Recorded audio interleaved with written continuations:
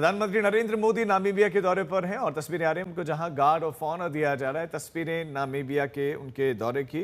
प्रधानमंत्री नरेंद्र मोदी का ये 5 देशों का दौरा, जिस समय गार्ड ऑफ ऑनर उनको दिया जा रहा है।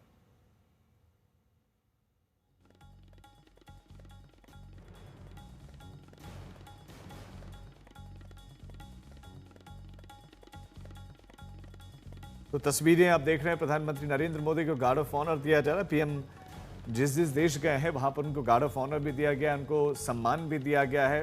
बहुत करार भी हुए हैं उन देशों के बीच में, और इसी कड़ी में पीएम मोदी का ये नामीबिया का दौरा है।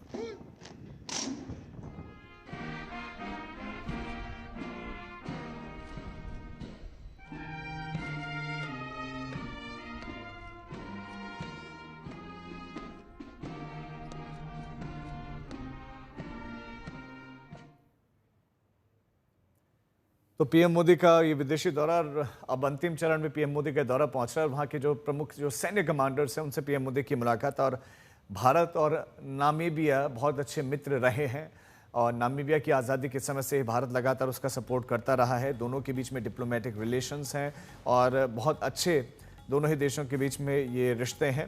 और जो है मिलिट्री डिफेंस कॉरपोरेशन भी है, ट्रेनिंग देना, उसमें सपोर्ट करना, भारत और उसके बीच में कई संबंध हैं। और एक इंटरेस्टिंग है, जगुआर फाइटर जेट कनेक्शन भी है। तो इस बीच में न्यूक्लियर संपदा में दुनिया में टॉप 3 देशों में शामिल है इस समय नामीबिया। और 2022 में नामीबिया से ही मध्य प्रदेश के कूनो नेशनल पार्क में चीते आए थे। पीएम मोदी नामीबिया की संसद को भी संबोधित करेंगे। हीरे और महंगे खनिजों को लेकर भी कुछ समझौते के आसार हैं। और पीएम मोदी की ग्लोबल साउथ यात्रा का आखिरी पड़ाव है दक्षिण अफ्रीकी देश में ये होगा। पीएम के 5 देशों की ये 8 दिवसीय विदेशी यात्रा बुधवार को समाप्त हो रही है।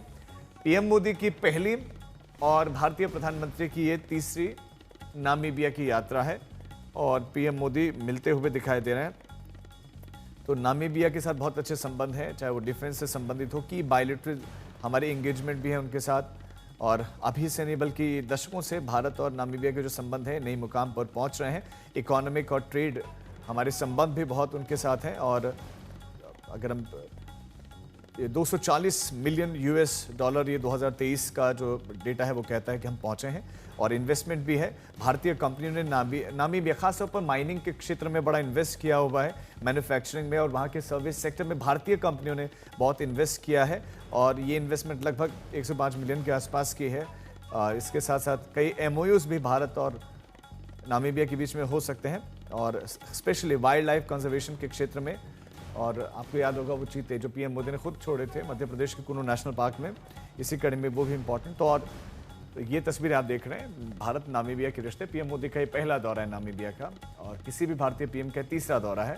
और शानदार स्वागत पीएम मोदी का हुआ है।